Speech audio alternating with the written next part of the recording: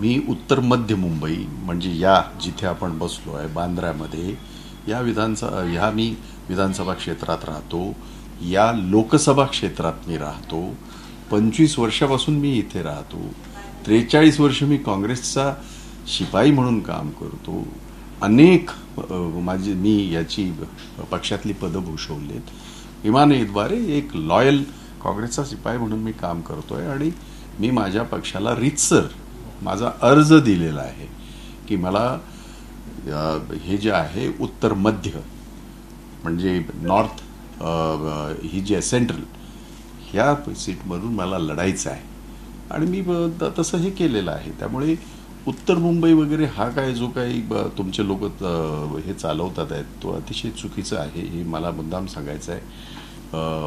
तिथे माझा काहीही संबंध नाही. तिथे अनेक आहेत ना आमचे नेते मंडळी आहेत जिकडून निवडून आलेले वगैरे ते बघतील तिकडे काय. अमृत नोनी गॅस्ट्रिन अपचन ऍसिडिटी गॅस्ट्रबल ह्यापैकी तुम्हाला कुठलाही गॅस्ट्रिक प्रॉब्लेम झाला उपाय एकच अमृत नोनी गॅस्ट्रिन. राहिली गोष्ट या उत्तर मध्य मुंबईचं इथे अनेक आमच्या नेत्यांनी मागितले. त्यामुळे मी एकटाच दावेदार आहे असं नाही. इथे नसीम खान मागत आहेत.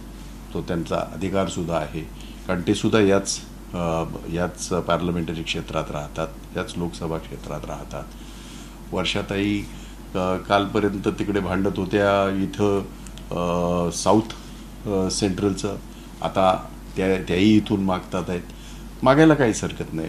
कोणाचं काँग्रेस पक्षामध्ये आमच्यामध्ये ती लोकशाही आहे. सुरेश शेट्टी जे गेली अनेक वर्ष खरं तर NSUI पासून आम्ही एकत्र काम केले. सुरेश शेट्टी आणि मी माझे नेते राहिले ते त्यावेळेला कॉलेजच्या जीवनामध्ये माझ्या 43 वर्ष आम्ही एकत्र काम केलं. ह्या एका विचारधारेचे काम केलं आहे आणि इथून मी मागितलं आहे. मला मिळावी अशी माझी अपेक्षा आहे.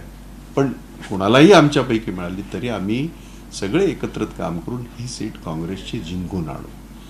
ही परंपरागत सुनील दत्त यांची सीट गेली 10 वर्ष ती आमच्यापासून थोडंसं दूर झालं आहे आणि आमचा कॅन्डिडेट निवडून येत नाही आहे आणि म्हणून आमच्यासमोर आव्हानं तर आहेतच. पण एवढं मात्र नक्की की देशभरातलं जे वातावरण आहे ज्या पद्धतीने मोदी सरकार या देशाचं अगदी पार वाटोळं करायला निघालेली आहे.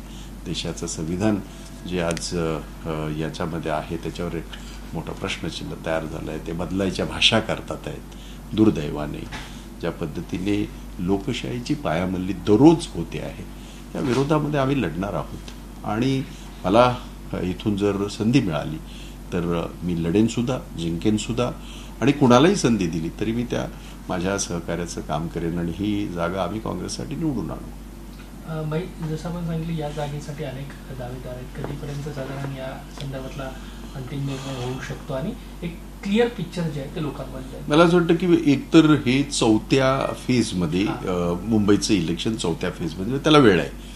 आत्तापर्यंत 3 फेज एकूण महाराष्ट्राचं जे इलेक्शन आहे ते 5 फेजमध्ये आहे. आत्तापर्यंत 3 फेजमधले सगळे आमचे जे उमेदवार आहेत ते डिक्लेअर झाले. आज तर पहिल्या फेजचं इलेक्शन सुद्धा झालं. आपल्याला माहिती आहे की विदर्भामध्ये आमच्या लोकांनी भरभरून मतदान केलं. त्यामुळे आम्हाला अपेक्षा आहे की ह्या येत्या 2-4 दिवसामध्ये ह्या जागेचा निकाल निघेल. जागेचं नाव हे आणि उत्तर मुंबई सुद्धा कारण 2 जागा ह्या मुंबईच्या काँग्रेस लढवत आहे. त्यामुळे ह्या 3-4 दिवसामध्ये त्याच्यामध्ये निर्णय निघेल आणि मग सगळे आम्ही कामाला लागू.